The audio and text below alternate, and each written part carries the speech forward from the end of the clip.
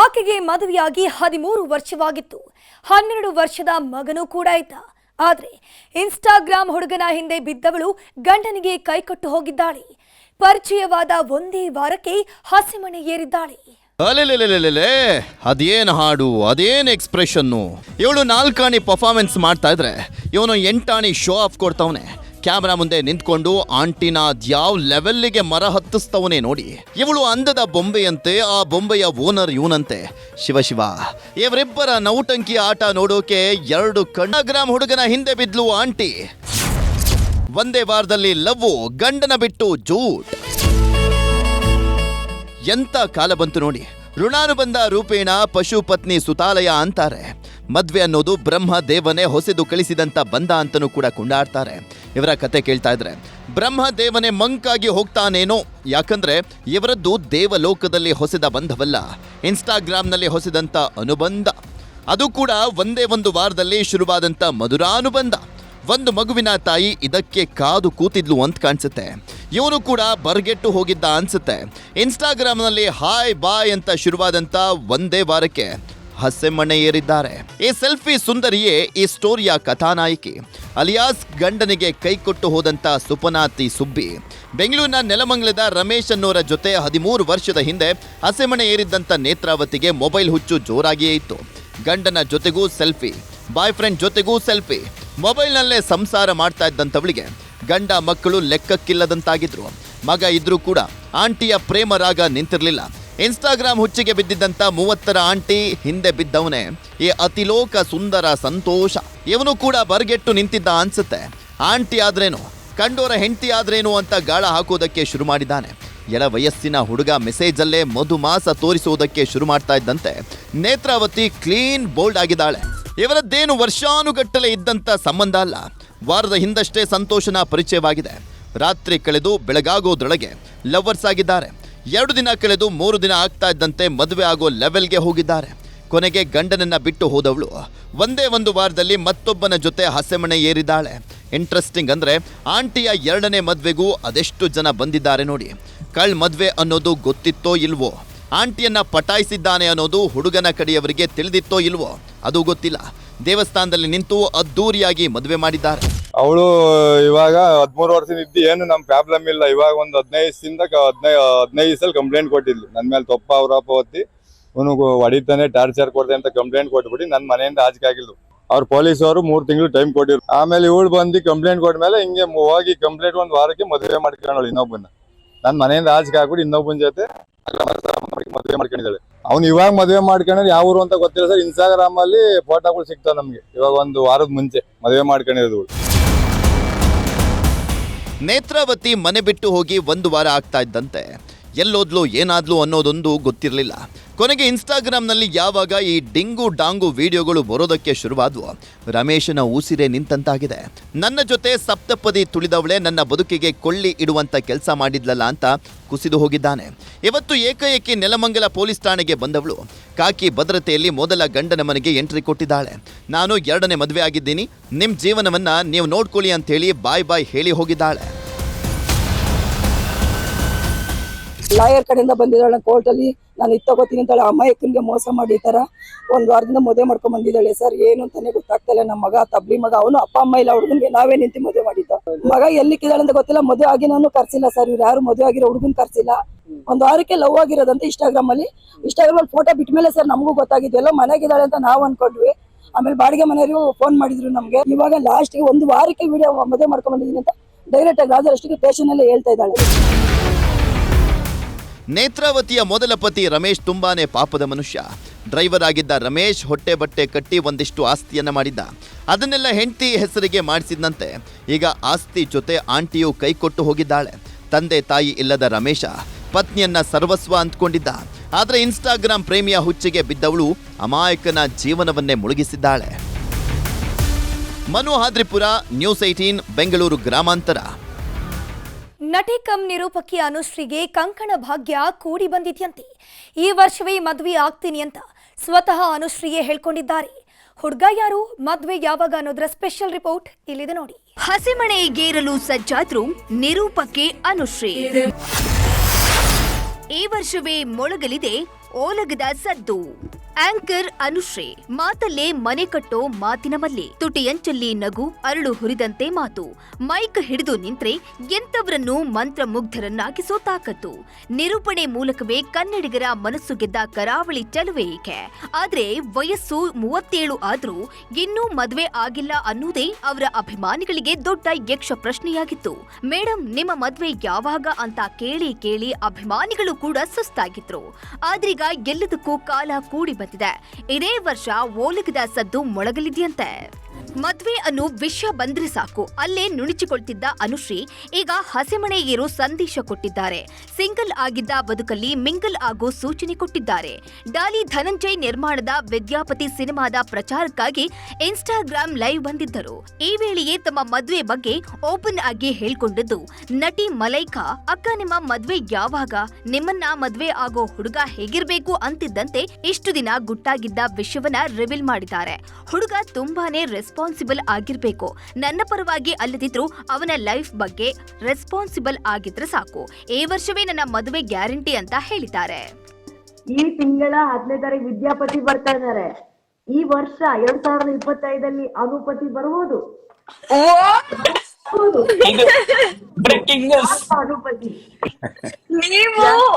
ನೀವು ಮದ್ವೆ ಆಗ್ತಿರೋದೇ ದೊಡ್ಡ ಸುದ್ದಿ ಇವತ್ತಾಯ್ತಾ. ಲೈಫ್ ಬಂದಿರೋದಕ್ಕೆ ನಾವು ವಿದ್ಯಾಪತಿ ಪ್ರಮೋಷನ್ ಗಿಂತ ನೀವ್ ಮದ್ವೆ ಆಗ್ತಿರೋ ನ್ಯೂಸ್ ದೊಡ್ಡದಾಗಿರುತ್ತೆ. ಸೊ ನಾವೆಲ್ಲ ನಿಮ್ ಮದ್ವೆಗೆ ಅನುಶ್ರೀ ಮದ್ವೆ ಆಗ್ತೀನಿ ಅನ್ನೋದನ್ನೇನೋ ಹೇಳ್ಕೊಂಡಿದ್ದಾರೆ. ಆದ್ರೆ ಯಾರನ್ನ ಅನ್ನೋದನ್ನ ಮಾತ್ರ ರಿವೀಲ್ ಮಾಡಿಲ್ಲ. ಹುಡುಗನ ವಿಷಯವನ್ನ ಗುಟ್ಟಾಗಿಯೇ ಇಟ್ಟಿದ್ದಾರೆ. ಯಾವಾಗ ಅನುಶ್ರೀ ಮದ್ವೆ ವಿಷಯ ದೊಡ್ಡದಾಗಿ ಚರ್ಚೆಯಾಗುವುದಕ್ಕೆ ಶುರುವಾಯಿತು, ಒಂದಿಷ್ಟು ಗುಸುಗುಸು ಶುರುವಾಗಿದೆ.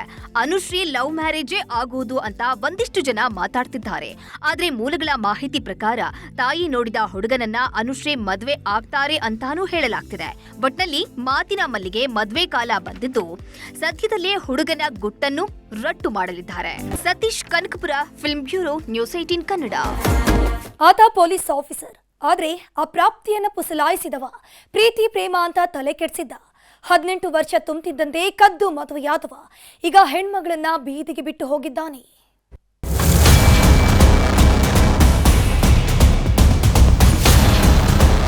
ಪೊಲೀಸ್ ಅಂದ್ರೆ ಪವರ್, ಪೊಲೀಸ್ ಅಂದ್ರೆ ಖದರ್, ಪೊಲೀಸರು ಅಂದ್ರೆ ನ್ಯಾಯ ಸಿಗುತ್ತೆ. ಪೊಲೀಸರು ಇದ್ದಲ್ಲಿ ಕಳ್ಳ ಕಾಕರೆಲ್ಲ ಮೂಲೆ ಸೇರ್ಕೊಳ್ತಾರೆ ಅಂತ ಜನ ನಂಬ್ಕೊಂಡಿದ್ದಾರೆ. ಆದ್ರೆ ಇಲ್ಲೊಬ್ಬ ಪೊಲೀಸಪ್ಪ ಮಾಡಿದ ಘನಂದಾರಿ ಕೆಲಸಕ್ಕೆ ಪೊಲೀಸ್ ಇಲಾಖೆಯೇ ತಲೆ ತಗ್ಗಿಸುವಂತಾಗಿದೆ. ಅಪ್ರಾಪ್ತೆಯನ್ನ ಪುಸಲಾಯಿಸಿ ಪ್ರೀತಿ ಪ್ರೇಮದ ನಾಟಕ ಆಡಿದವ 18 ವರ್ಷ ತುಂಬಿದ್ದಂತೆ ಕದ್ದು ಮುಚ್ಚಿ ಮದುವೆಯಾಗಿದ್ದ. ಆಮೇಲೆ ಒಂದಿಷ್ಟು ಕಾಲ ಖುಷಿ ಖುಷಿಯಾಗಿ ಗಿದ್ದವ ಈಗ ನವರಂಗಿ ಆಟ ಶುರು ಮಾಡಿದ್ದಾನೆ. ಪ್ರೀತಿಸಿ ಮದುವೆಯಾದವಳು ಬೋರ್ ಹೊಡೆಯೋದಕ್ಕೆ ಶುರು ಮಾಡಿದ್ಲು ಅನ್ಸತ್ತೆ. ನಿನ್ನ ಸಹವಾಸವೇ ಬೇಡ ಅಂತ ಕೈ ಕೊಟ್ಟು ಹೋಗಿದ್ದಾನೆ. ರಿಜಿಸ್ಟರ್ ಮ್ಯಾರೇಜ್ ಆದ ಹುಡುಗಿಗೆ ಕೈ ಕೊಟ್ಟು ಹೋದ. ಕಾನ್ಸ್ಟೇಬಲ್ ವಿರುದ್ಧ ಲವ್ ಸೆಕ್ಸ್ ಡೋಕಾ ಕೇಸ್.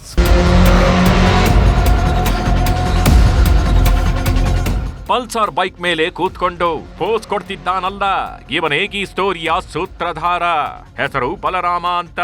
ಯಾದಗಿರಿ ಜಿಲ್ಲೆ ಸೈದಾಪುರ ಪೊಲೀಸ್ ಠಾಣೆಯ ಕಾನ್ಸ್ಟೇಬಲ್. ತಮ್ಮೂರಿನ ಅಪ್ರಾಪ್ತೆಯೊಬ್ಬಳನ್ನ ಪುಸಲಾಯಿಸಿದ್ದ ಬಲರಾಮ ಪ್ರೀತಿ ಪ್ರೇಮ ಅಂತ ಮರ ಸುತ್ತಿಸಿದ್ದ. ಅಷ್ಟೇ ಅಲ್ಲ, ಪೊಲೀಸಪ್ಪನ ಕಪಿಮುಷ್ಟಿಗೆ ಸಿಲುಕಿದ ಬಾಲಕಿ ಗರ್ಭಿಣಿ ಕೂಡ ಆಗಿದ್ಲಂತೆ. ಆಗ ಇಲ್ಲ ಸಲ್ಲದ ಕತೆ ಹೇಳಿ ಟ್ಯಾಬ್ಲೆಟ್ ಕೊಟ್ಟು ಗರ್ಭಪಾತ ಸಹ ಮಾಡಿಸಿದ್ದಂತೆ.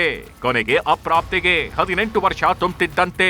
2024 ಡಿಸೆಂಬರ್ನಲ್ಲಿ ರಿಜಿಸ್ಟರ್ ಮ್ಯಾರೇಜ್ ಸಹ ಆಗಿದ್ದ. ಆದ್ರೆ ಈಗ ಏನಾಯ್ತೋ ಗೊತ್ತಿಲ್ಲ. ಇದ್ದಕ್ಕಿದ್ದಂತೆ ಕೈ ಕೊಟ್ಟು ಹೋಗಿದ್ದಾನೆ. ನಿಮ್ ಮನೆಗೆ ಕರ್ಕೊಂಡು ಹೋಗು ಅಂದ್ರೆ ಶೂಟ್ ಮಾಡಿ ಸಾಯಿಸ್ತೀನಿ ಅಂತ ಬೆದರಿಕೆ ಹಾಕ್ತಿದ್ದಾನಂತೆ. ಹೀಗಾಗಿ ದಿಕ್ಕು ಕಾಣದಂತಾದ ಯುವತಿ ಕುಟುಂಬಸ್ಥರು ಬಲರಾಮನ ವಿರುದ್ಧ ಪೋಕ್ಸೋ ಕೇಸ್ ದಾಖಲಿಸಿದ್ದಾರೆ. ಅಲ್ಲಿ ಸೈದಾಪುರ್ನಲ್ಲಿ ಡ್ಯೂಟಿ ಮಾಡ್ತದೆ. ನಮ್ಗೆ ಮದುವೆ ಮಾಡ್ತೀನಿ ಹೇಳಿ ಈಗ ಹಿಂಗೆ ಮಾಡ್ಕೇಸಿ ರೇಪ್ ಮಾಡ್ಯಾನ. ನಮ್ಗೆ ಗೋಲಿ ಕೊಟ್ಟ್ಯಾನ.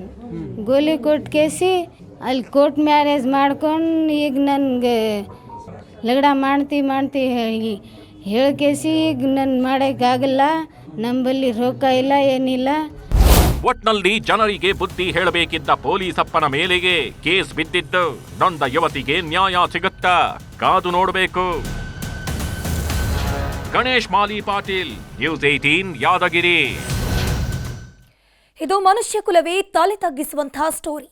ಸ್ವಂತ ಮಗಳ ಮೇಲೆ ಕಣ್ಣು ಹಾಕಿದ ಪಾಪಿ ತಂದೆಯೊಬ್ಬ ನಿರಂತರವಾಗಿ 1 ವರ್ಷ ಅತ್ಯಾಚಾರ ಮಾಡಿದ್ದಾನೆ. ಕಾಮಕನ ಕಾಮಕೃತ್ಯಕ್ಕೆ ಏನೂ ಅರಿಯದ ಪುಟ್ಟ ಬಾಲಕಿ ಗರ್ಭಿಣಿಯಾಗಿದ್ದಾಳೆ.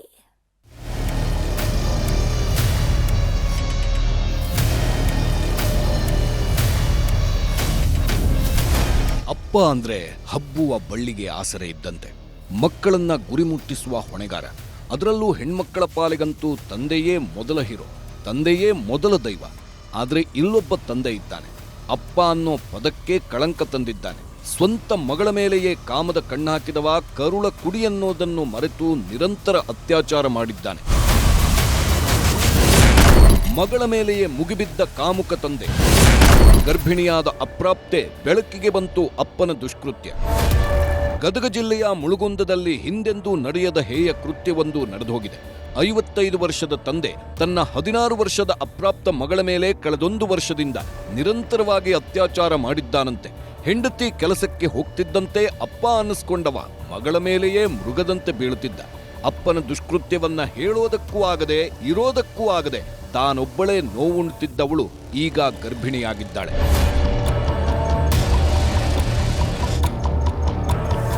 ಮಗಳು ಗರ್ಭಿಣಿಯಾಗ್ತಿದ್ದಂತೆ ಅಪ್ಪನ ನೀಚಕೃತ್ಯ ಬಯಲಾಗಿದೆ.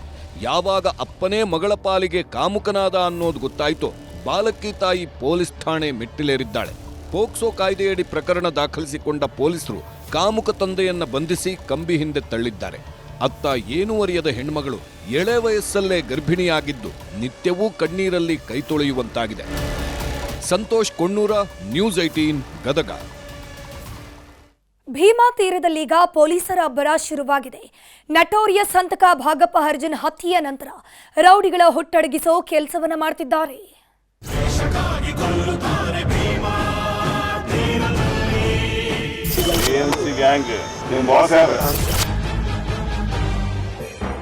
ಈಗ ಎಲ್ಲಾ ಬಿಟ್ಟು ಚಂದಾಗಿದ್ರೆ ಚಂದ ಇರ್ತದ ಮಕ್ಳ. ಇದು ಇಲ್ಲ ಅಂತಂದ್ರೆ ಮತ್ ಏನಾದ್ರು ಬಾಲ ಬಿಚ್ಚಿದ್ರಿ ಅಂತಂದ್ರೆ ಮತ್ ಗುಂಡ ಆಕ್ಟ್ ಹಾಕುದ್ರ ನಿಮಗ. ನೀವು ಫಿಟ್ ಫಾರ್ ಎಲ್ಕೊಂಡ್ರ ನಿಮ್ ಮಕ್ಳ, ಫಿಟ್ ಫಾರ್ ಎಲ್ಕೊಂಡ್ರ ನಿಮ್ ಮಕ್ಳ. ಭೀಮಾ ತೀರ ಅಂದ್ರೆ ಅದೊಂದು ರಕ್ತ ಚರಿತ್ರೆಯ ಸಾಮ್ರಾಜ್ಯ. ಅಲ್ಲಿ ಉರುಳಿದ ಹೆಣಗಳಿಗೆ ಲೆಕ್ಕವಿಲ್ಲ, ರಕ್ತಪಾತಕ್ಕೆ ಕೊನೆಯೇ ಇಲ್ಲ. ದಶಕಗಳೇ ಕಳೆದ್ರು, ಭೀಮಾ ತೀರದ ಹಂತಕರ ಹೆಜ್ಜೆ ಗುರುತು ಮಾತ್ರ ಮಾಸ್ತಿಲ್ಲ. ನಟೋರಿಯಸ್ ಹಂತಕ ಭಾಗಪ್ಪ ಹರಿಜನನ ಹತ್ಯೆಯಾದ್ಮೇಲೆ ಪೊಲೀಸರು ಹದ್ದಿನ ಕಣ್ಣಿಟ್ಟಿದ್ದಾರೆ. ವಿಜಯಪುರದಲ್ಲಿ ಬಾಲ ಬಿಚ್ಚೋ ಹಂತಕ ಪಡೆಗೆ ಕೊನೆ ಎಚ್ಚರಿಕೆ ಕೊಟ್ಟಿದ್ದಾರೆ. ಇನ್ನು ಮುಂದೆ ಕೇಸ್ ಹಾಕೋದೆಲ್ಲಾಗಿಲ್ಲ, ಏನಿದ್ರು ಫಿಟ್ ಫಾರ್ ಎನ್ಕೌಂಟರ್ ಅಂತ ಖಡಕ್ ವಾರ್ನಿಂಗ್ ಕೊಟ್ಟಿದ್ದಾರೆ. ಭೀಮಾ ತೀರದಲ್ಲಿ ಖಾಕಿ ಪಡೆ ಪರೇಡ್. ಟಿಎಂಸಿ ಗ್ಯಾಂಗ್ಗೆ ಗುಂಡೇಟಿನ ವಾರ್ನಿಂಗ್. ವಿಜಯಪುರ ಜಿಲ್ಲೆಯಲ್ಲಿ ಒಬ್ಬರಾದ ಮೇಲೆ ಒಬ್ಬರು ರಕ್ತಾಸುರರು ಹುಟ್ಕೊಳ್ತಿದ್ದಾರೆ. ರಕ್ತಕ್ಕೆ ರಕ್ತ, ಸೇಡಿಗೆ ಸೇಡು ಅಂತ ಜಿದ್ದಿಗೆ ಬಿದ್ದು ಹೆಣ ಉರುಳಿಸ್ತಾರೆ. ಶಾರ್ಪ್ ಶೂಟರ್ ಧರ್ಮರಾಜ ಚಡಚಣನನ್ನ ಹೊಡೆದುರುಳಿಸಿದ ಬೆನ್ನಲ್ಲೇ ಆತನ ಸಹಚರರು ಟಿಎಂಸಿ ಅನ್ನೋ ಗ್ಯಾಂಗ್ ಕಟ್ಟಿಕೊಂಡಿದ್ದಾರೆ. ಆ ಗುರುತಿನ ಹೆಸರಲ್ಲೇ ರಕ್ತಲೋಕ ಸೃಷ್ಟಿ ಮಾಡೋ ಸಂಚು ರೂಪಿಸುತ್ತಿದ್ದಾರೆ. ಹೀಗಾಗಿಯೇ ವಿಜಯಪುರ ಜಿಲ್ಲೆಯ ಎಲ್ಲಾ ಡಿವಿಷನ್ನಲ್ಲಿ ಪೊಲೀಸರು ರೌಡಿ ಪರೇಡ್ ಮಾಡ್ತಿದ್ದಾರೆ. ಹಿಂದೆ ಆಗಿದ್ದೆಲ್ಲ ಆಯ್ತು, ಇನ್ನು ಮುಂದೆ ಸೈಲೆಂಟ್ ಆಗಿದ್ರೆ ಸರಿ, ಇಲ್ಲದಿದ್ರೆ ಡೈರೆಕ್ಟ್ ಎನ್ಕೌಂಟರ್ ಅಂತ ಎಚ್ಚರಿಕೆ ಕೊಟ್ಟಿದ್ದಾರೆ. ಈಗ ಎಲ್ಲಾ ಬಿಟ್ಟು ಚಂದಾಗಿದ್ರೆ ಚಂದ ಇರ್ತದ ಮಕ್ಳ. ಇದು ಇಲ್ಲ ಅಂತಂದ್ರೆ ಮತ್ ಏನಾದ್ರು ಬಾಲ ಬಿಚ್ಚಿದ್ರಿ ಅಂತಂದ್ರೆ ಮತ್ ಇದಾಕ ಮತ್ತೆ ಏನ್ ಟಿಎಂಸಿ ಗ್ಯಾಂಗ್ ಐತೇನಿಲ್ಲ. ಈಗ ಇನ್ನು ಆ ಗುಂಡ ಆಕ್ಟ್ ಹಾಕುದ್ರ ನಿಮಗ. ನೀವು ಫಿಟ್ ಫಾರ್ ಎನ್ಕೊಂಡ್ರ ನೀವು ಮಕ್ಳ. 2020ರಲ್ಲಿ ಮಹದೇವ ಸಾಹುಕಾರ್ ಮೇಲೆ ಮುಗಿ ಬಿದ್ದಿದ್ದ ಟಿಎಂಸಿ ಗ್ಯಾಂಗ್ ಗುಂಡಿನ ಸುರಿಮಳೆಗೈದಿತ್ತು. ಈ ವೇಳೆ ಇಬ್ಬರು ಸ್ಥಳದಲ್ಲೇ ಸಾವನ್ನಪ್ಪಿದ್ರೆ ಮಹದೇವ ಸಾಹುಕಾರ್ ಗ್ರೇಟ್ ಎಸ್ಕೇಪ್ ಆಗಿದ್ದ. ಅಂದಿನಿಂದಲೇ ಟಿಎಂಸಿ ಗ್ಯಾಂಗ್ನ ಹವಾ ಶುರುವಾಗಿದ್ದು. ಈಗ ಅಖಾಡಕ್ಕೆ ಇಳಿದಿರೋ ಪೊಲೀಸರು ಇನ್ನು ಮುಂದೆ ನಿಮ್ಮ ಆಟ ಬಂದ್ ಮಾಡ್ರಿ ಅಂತ ಕೊನೆ ಎಚ್ಚರಿಕೆ ನೀಡಿದ್ದಾರೆ. ರೌಡಿ ಶೀಟರ್ಗಳ ಪರೇಡ್ ಮಾಡ್ಯಾರ, ಅದು ಅತ್ಯಂತ ಸ್ವಾಗತಾರ್ಹ. ಯಾಕಪ್ಪ ಅಂತಂದರೆ ಇತ್ತೀಚೆಗೆ ಏನು ಈ ಹೊರ ರಾಜ್ಯಗಳಿಂದ ತುಡುಗರ ಹಾವಳಿನೂ ಹೆಚ್ಚಾಗಿತ್ತು ಮತ್ತು ರೌಡಿಗಳು ಇವನು ಪ್ರಕರಣಗಳು ಹೆಚ್ಚಾಗತ್ತಿದ್ದು. ಈ ಮೇಲೆ ಈ ರೌಡಿ ಪರೇಡ್ ಆಗೋದರಿಂದ ಒಂದು ಸ್ವಲ್ಪ ಎಲ್ಲರಿಗೂ ಎಚ್ಚೆತ್ತುಕೊಳ್ತಾರೆ. ಒಟ್ನಲ್ಲಿ ಭೀಮಾ ತೀರದ ಹಂತಕರಿಗೆ ಹೆಡೆ ಮುರಿ ಕಟ್ಟಲು ಖಾಕಿ ಪಡೆ ಅಲರ್ಟ್ ಆಗಿದ್ದು. ಇನ್ನು ಮುಂದೆ ಬಾಲ ಬಿಚ್ಚಿದ್ರೆ ಪೊಲೀಸರ ಗುಂಡುಗಳು ಸದ್ದು ಮಾಡೋದು ಖಾಯಂ. ಫಿಟ್ ಫಾರ್ ಎನ್ಕೌಂಟರ್ ಇವ್ರು ಗುರುರಾಜ್, ನ್ಯೂಸ್ 18 ವಿಜಯಪುರ. 2-3 ದಿವಸ ಆ ಊರಿನಲ್ಲಿ ಅದ್ದೂರಿ ಜಾತ್ರೆ ನಡೀತಾ ಇತ್ತು. ಊರವರೆಲ್ಲ ಜಾತ್ರೆಯ ಸಂಭ್ರಮದಲ್ಲಿದ್ರು. ಆದರೆ ಒಂದಿಷ್ಟು ಯುವಕರು ಮಾತ್ರ ಇಸ್ಪೀಟ್ ಆಟದಲ್ಲಿ ಬ್ಯುಸಿ ಆಗಿದ್ರು. ಪೊಲೀಸರು ಬೆನ್ನಡ್ತಿದ್ದಂತೆ ಯುವಕನೊಬ್ಬ ಅನುಮಾನಾಸ್ಪದವಾಗಿ ಸಾವನ್ನಪ್ಪಿದ್ದಾನೆ. ಬಟ್ಟೆ ಬಿಚ್ಚಿ ತಳಕ್ ಹಾಕಿ ಒಟ್ಟು ಕಿತ್ಕೊಂಡೋಗಿದ್ದಾವೆ. ಮಿಟಿಗಾಯಿ ಮಾಡಿದ್ರೆ ಅಲ್ಲೇ ಹೋಗಿತ್ತು. ನಾನು ಬಟ್ಟೆ ಎಲ್ಲ ಮನೇಲಿ ಐತೆ, ಒಂದು ಶರ್ಟ್ ಬೇಕಾದ್ರೆ ತೋರಿಸ್ತೀನಿ, ಪೊಲೀಸ್ನವರೇ ಮಾಡಿದಾರೆ ಅಂತ ನನ್ನ ಅನಿಸಿಕೆ. ಇಸ್ಪಿಟ್ ಆಡ್ತಿದ್ದವರನ್ನ ಅಟ್ಟಾಡಿಸಿತ್ತು ಖಾಕಿ ಪಡೆ. ಖಾಕಿ ಕೈಯಿಂದ ತಪ್ಪಿಸಿಕೊಂಡವ ದುರಂತ ಅಂತ್ಯ. ಸಾವು ಅನ್ನೋದು ಹೇಗೆಲ್ಲ ಬಂದ್ಬಿಡುತ್ತೆ ನೋಡಿ. ಯಾವುದೇ ಕಾಯಿಲೆ ಇರಲ್ಲ, ಯಾವುದೇ ಸಮಸ್ಯೆಯೂ ಇರಲ್ಲ. ಈ ಕ್ಷಣ ಚೆನ್ನಾಗಿದ್ದವರು ನರೆಗಳಿಗೆಯಲ್ಲಿ ಹೇಳದೆ ಕೇಳದೆ ಹೊರಟು ಬಿಡ್ತಾರೆ. ಈತನ ವಿಷಯದಲ್ಲೂ ಆಗಿದ್ದೂ ಇದೆ. ಊರಲ್ಲಿ ಜಾತ್ರೆ ಇದೆ ಅಂತ ಇಸ್ಪಿಟ್ ಆಟಕ್ಕೆ ಹೋದವ ದುರಂತ ಅಂತ್ಯ ಕಂಡಿದ್ದಾನೆ.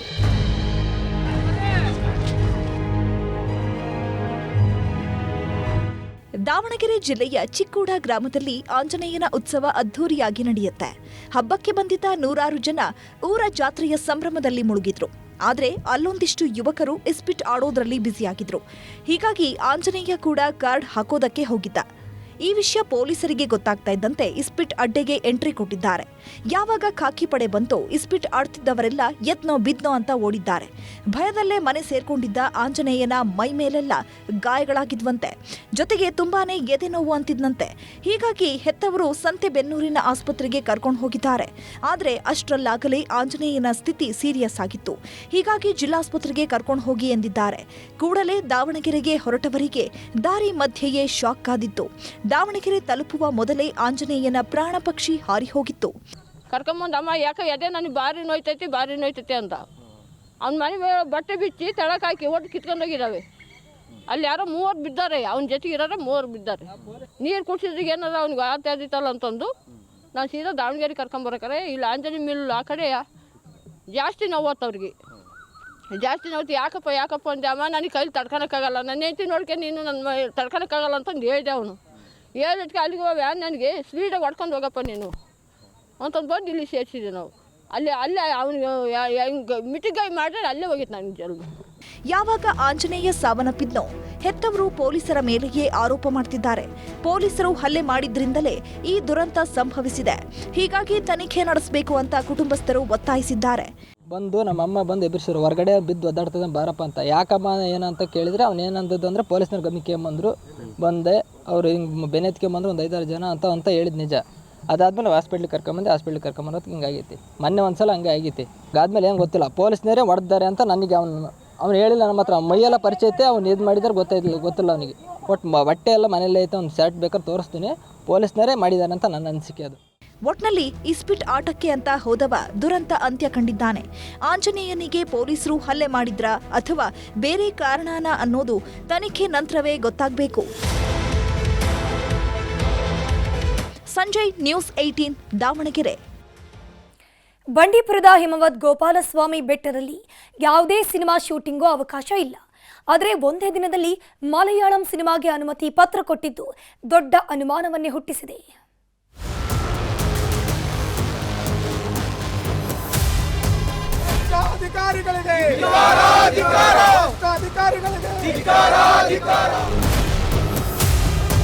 ಸರ್ಕಾರಿ ಕೆಲಸ ಆಗಬೇಕು ಅಂದ್ರೆ 100 ಸಾರಿ ಅಲೆದಾಡಬೇಕು.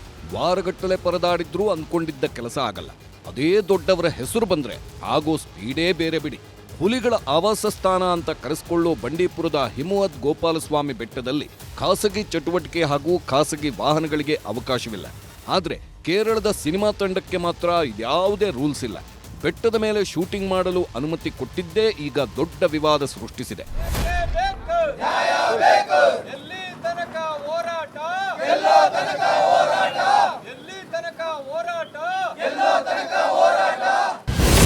ನಿರ್ಬಂಧಿತ ಅರಣ್ಯ ಪ್ರದೇಶದಲ್ಲಿ ಸಿನಿಮಾ ಶೂಟಿಂಗ್, ಮಲಯಾಳಂ ಚಿತ್ರೀಕರಣಕ್ಕೆ ಅವಕಾಶ ಕೊಟ್ಟಿದ್ದಕ್ಕೆ ಪ್ರೊಟೆಸ್ಟ್. ಹಿಮವದ್ ಗೋಪಾಲಸ್ವಾಮಿ ಬೆಟ್ಟಕ್ಕೆ ಭಕ್ತರು ಹೋಗಬೇಕು ಅಂದ್ರೆ ಸರ್ಕಾರಿ ವಾಹನದಲ್ಲೇ ಹೋಗಬೇಕು. ಇಲ್ಲಿ ದೇವರ ದರ್ಶನ ಬಿಟ್ಟರೆ ಬೇರೆ ಯಾವುದೇ ಚಟುವಟಿಕೆಗೆ ಅವಕಾಶವಿಲ್ಲ. ಆದರೆ ನಿನ್ನೆ ಏಕಾಏಕಿ ಇದೇ ಬೆಟ್ಟದ ಮೇಲೆ ಮಲಯಾಳಂ ಸಿನಿಮಾದ ಚಿತ್ರೀಕರಣ ನಡೆಯುತ್ತಿತ್ತು. ಇದನ್ನ ನೋಡಿದ ಸ್ಥಳೀಯರು ಆಕ್ರೋಶ ವ್ಯಕ್ತಪಡಿಸುತ್ತಿದ್ದಂತೆ ದೊಡ್ಡ ವಿವಾದವೇ ಸೃಷ್ಟಿಯಾಗಿತ್ತು. ಇದೀಗ ರಾತ್ರೋರಾತ್ರಿ ಬಂದ ಅನುಮತಿ ಪತ್ರ 10 ಅನುಮಾನಗಳನ್ನ ಹುಟ್ಟುಹಾಕ್ತಿದೆ. ಒತ್ತಡಕ್ಕೆ ಮಣಿದು ಸರ್ಕಾರವೇ ಅನುಮತಿ ನೀಡ್ತಾ ಅನ್ನೋ ಆರೋಪ ಕೇಳಿ ಬರ್ತಿದೆ. ನಾವು ಫೋನ್ ಮಾಡಿ ಕರೆ ಮಾಡಿ ನಿಮ್ಗೆ ಯಾರು ಪರ್ಮಿಷನ್ ಕೊಟ್ಟರು, ಕಾಡೊಳಗೆ ಅವ್ರನ್ನ ಫಿಲಮ್ ಶೂಟಿಂಗ್ ಮಾಡೋಕೆ ಪರ್ಮಿಷನ್ ಕೊಟ್ಟವ್ರು ಯಾರು, ಯಾವ ಪರ್ಮಿಷನ್ ಇದ್ದು, ಹೆಂಗ್ ಕೊಟ್ರಿ, ನಮಗೊಂದು ಡಿಸ್ಪ್ಲೇ ಮಾಡಿ ಅಂತಂದ್ರೆ ಯಾರು ಮಾತಾಡ್ತಾ ಇಲ್ವಲ್ಲ ಸರ್. ಆದೇಶದ ಪ್ರತಿನ ನಮಗೆ ತೋರಿಸ್ಬೇಕು. ಇವರು ನಾವು ಇಂಥವ್ರು ಕೊಟ್ಟಿದ್ದೀವಿ, ಇಷ್ಟು ಗಂಟೆ ಟೈಮ್ ಮಾಡಿ ಅಂತ ಹೇಳ್ತೀವಿ.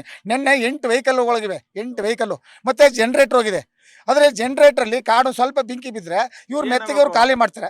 ಇಲ್ಲಿ ಬೆಂಕಿ ಬಿದ್ದರೆ ಯಾರು ನೋಡಿ. ಈಗ ನಾವು ಅಕ್ಕಪಕ್ಕ ಇದು ನಮ್ಮೂರು, ನಮ್ಮದೇ ಊರು, ಇದು ನಮ್ಮದೇ ದೇವಸ್ಥಾನ, ನಮ್ಮದೇ ದೇವರು, ನಮ್ಮನ್ನೇ ಬಿಡ್ತಾ ಇಲ್ಲ ಇವರು. ಸಿನಿಮಾ ಶೂಟಿಂಗ್ಗೆ ಅಂತ ನಿನ್ನೆ ಬಂದಿದ್ದ ಮಲಯಾಳಂ ಚಿತ್ರತಂಡಕ್ಕೆ ನಿನ್ನೆಯೇ ಅನುಮತಿ ಪತ್ರ ನೀಡಿದ್ದಾರೆ. ಇದೇ ಅನುಮಾನಕ್ಕೆ ಕಾರಣವಾಗಿರೋದು. ವಿವಾದ ಸೃಷ್ಟಿಯಾಗ್ತಿದ್ದಂತೆ ಅನುಮತಿ ಪತ್ರ ನೀಡಿದ್ದಾರೆ ಅನ್ನೋ ಆರೋಪ ಕೇಳಿ ಬರ್ತಿದೆ. ಅಷ್ಟೇ ಅಲ್ಲ, ಅನುಮತಿ ನೀಡುವ ಅಧಿಕಾರ ಕೇವಲ ಮುಖ್ಯ ವನ್ಯಜೀವಿ ಪರಿಪಾಲಕರಿಗೆ ಮಾತ್ರ ಇರುತ್ತೆ. ಆದರೆ ಇಲ್ಲಿ ಅರಣ್ಯ ಇಲಾಖೆಯ ಸರ್ಕಾರದ ಅಪರ ಮುಖ್ಯ ಕಾರ್ಯದರ್ಶಿ ಅನುಮತಿ ನೀಡಿದ್ದಾರೆ. ಹಾಗೆಯೇ 1 ಗಂಟೆ ಹೆಚ್ಚುವರಿ ಅವಕಾಶ ನೀಡಿರುವುದೇ ವಿವಾದದ ಕೇಂದ್ರ ಬಿಂದುವಾಗಿದೆ. ಆದರೆ ಅಧಿಕಾರಿಗಳು ಮಾತ್ರ ಹಾಗೇನಿಲ್ಲ ಅಂತಿದ್ದಾರೆ. ಚಿತ್ರೀಕರಣ ಮಾಡೋದಕ್ಕೆ ಅವರು ಅನುಮತಿಯನ್ನು ಪಡೆದಿದ್ದಾರೆ. ಆ ಅನುಮತಿ ಮೇಲೆ ಇಲ್ಲಿದ್ದು ರೇಂಜ್ ಆಫೀಸರು ಅವರಿಗೆ ಚಿತ್ರೀಕರಣ ಮಾಡೋದಕ್ಕೆ ಅನುಮತಿ ಎಲ್ಲಿಂದ ಆಗಿರೋದು? ರಾಜ್ಯ ಸರ್ಕಾರ ಬ್ಯಾಂಗ್ಳೂರಿಂದನೇ ಆಗಿದೆ. ಬರೀ 2 ಗಾಡಿ ಅವ್ರದ್ದು, ಬೇರೆ ಯಾವ ಗಾಡಿನೂ ಮೇಲ್ಗಡೆ ಬಿಡಲಿಲ್ಲ. 2 ಚಿತ್ರೀಕರಣ ಮಾಡುವಂಥ ಏನು ವಸ್ತುಗಳಿದ್ದು ಆ ವ್ಯಾನ್ಗಳನ್ನ ಮಾತ್ರ ಬಿಟ್ಟಿರ್ತಾರೆ.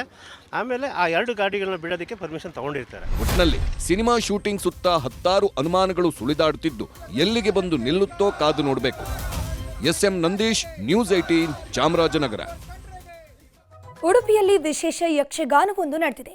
ಒಂದೇ ವೇದಿಕೆ ಮೇಲೆ ಏಕಕಾಲದಲ್ಲಿ 5 ಯಕ್ಷಗಾನಗಳು ನಡೆದಿರುವಂಥದ್ದು. ಯಕ್ಷಗಾನದ ಸ್ಪೆಷಲ್ ರಿಪೋರ್ಟ್ ಇಲ್ಲಿದೆ ನೋಡಿ. ದೃಶ್ಯ ವೈಭವ ಅಂದ್ರೆ ಇದೇ ನೋಡಿ. ಒಂದು ವೇದಿಕೆಯಲ್ಲಿ ಒಂದು ಯಕ್ಷಗಾನ ನಡೆಯೋದು ಕಾಮನ್. ಆದ್ರಿಲ್ಲಿ ಒಂದೇ ವೇದಿಕೆ ಮೇಲೆ 5 ಯಕ್ಷಗಾನ ನಡೀತಿವೆ. ಒಂದೊಂದು ದೃಶ್ಯವು ಮನಮೋಹಕ. ಮತ್ತಳೆಯ ನಾದದ ನಡುವೆ ಮಹಿಷಾಸುರ ಆರ್ಭಟಿಸಿ ಬರ್ತಿದ್ರೆ ನೋಡೋದಕ್ಕೆ 2 ಕಣ್ಣು ಸಾಲ್ತಿಲ್ಲ. ಅದರಲ್ಲೂ ದುರ್ಗಾ ಪರಮೇಶ್ವರಿಯ ರುದ್ರಾವತಾರವಂತೂ ನೋಡುಗರನ್ನ ಮಂತ್ರಮುಗ್ಧವಾಗಿಸಿದೆ.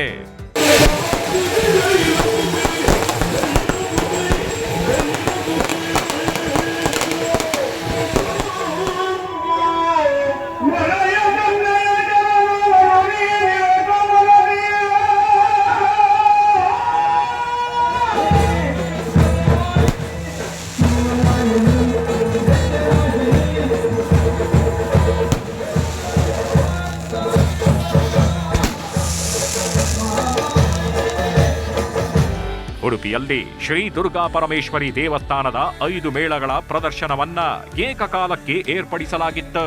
5 ದೇವಿಯರು, 5 ಮಹಿಷಾಸುರರು, ಇಂದ್ರಲೋಕವನ್ನ ಜಯಿಸಿದ ಮಹಿಷಾಸುರರು ಕೆಂಗಣ್ಣಿನಿಂದ ಬರ್ತಿದ್ರೆ ಉಗ್ರ ರೂಪಿಯಾದ ದುರ್ಗಾದೇವಿ ಅಬ್ಬರಿಸಿರೋ ದೃಶ್ಯವಂತೂ ವರ್ಣಿಸೋದಕ್ಕೆ ಸಾಧ್ಯವಿಲ್ಲ ಬಿಡಿ.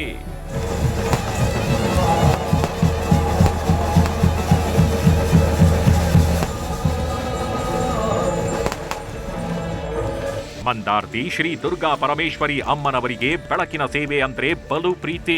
ಹೀಗಾಗಿ ಭಕ್ತರೊಬ್ಬರು ಏಕಕಾಲದಲ್ಲಿ 5 ಯಕ್ಷಗಾನ ಮೇಳ ಏರ್ಪಡಿಸೋದಾಗಿ ತಾಯಿ ಮುಂದೆ ಹರಕೆ ಹೊತ್ತಿದ್ರಂತೆ.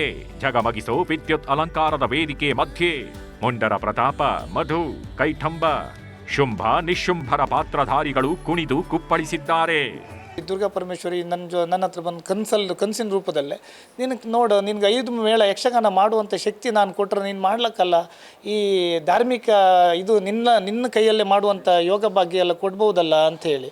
ಅಂದರೆ ಅದು ನನ್ನ ಪುಣ್ಯ, ಅದು ನನ್ನ ಕೈಯಲ್ಲೇ ಆ ದೇವ್ರು ಮಾಡಿಸ್ಕೊಂತ ಇತ್ತಂದ್ರೆ ನನ್ನ ಅದು ಯೋಗ ಭಾಗ್ಯ. ಅದ್ರ ಪ್ರಕಾರ ಆ ಶಕ್ತಿ ದೇವ್ರು ನನಗೆ ಕೊಡ್ತು. ಎಂಥದ್ದೇ ಕಷ್ಟ ಬಂದ್ರು ಯಕ್ಷಗಾನ ಸೇವೆ ಮಾಡ್ತೀವಿ ಅಂತ ತಾಯಿ ಮುಂದೆ ಹರಕೆ ಹೊತ್ರೆ ಇಷ್ಟಾರ್ಥ ಈಡೇರಲ್ಲ ಅನ್ನೋ ಮಾತಿಲ್ಲ. ಹೀಗಾಗಿಯೇ ಕರಾವಳಿ ಭಾಗದಲ್ಲಿ ಈಗಲೂ ಈ ಸೇವೆ ನಡೆದುಕೊಂಡು ಬರ್ತಿದೆ. ಹಾಗೆ ಯಕ್ಷಗಾನ ಮಾಡಬೇಕಂತ ಅಂದ್ಕೊಂಡ ಕೂಡಲೇ ಈ ವರ್ಷ ಯಕ್ಷಗಾನ ಮಾಡಲಿಕ್ಕೆ ನಮಗೆ ದೇವರು ಆದಷ್ಟು ಶಕ್ತಿ ಕೊಟ್ಟ. ಹಾಗಾಗಿ ನಿನ್ನೆ ಆ ಫಂಕ್ಷನನ್ನು ಮಾಡಿ ಮುಗಿಸಿ ಖುಷಿಯಾಯಿತು, ತುಂಬ ಖುಷಿಯಾಯಿತು. 5 ದೇವಿ, 5 ಮಹಿಷಾಸುರ ಇದನ್ನೆಲ್ಲ ನೋಡಿ ತುಂಬ ಮನಸ್ಸಿಗೂ ಖುಷಿಯಾಯಿತು. ದೇವರೇ ಮನೆ ಎದುರು ಬಂದು ನಿಂತಾಗೆ ಆಯಿತು. ಒಟ್ನಲ್ಲಿ ಏಕಕಾಲದಲ್ಲಿ ನಡೆದ 5 ಯಕ್ಷಗಾನ ಮೇಳಗಳನ್ನ ಕಂಡ ಜನ ಫಿದಾ ಆಗಿದ್ದಂತೂ ಸುಳ್ಳಲ್ಲ.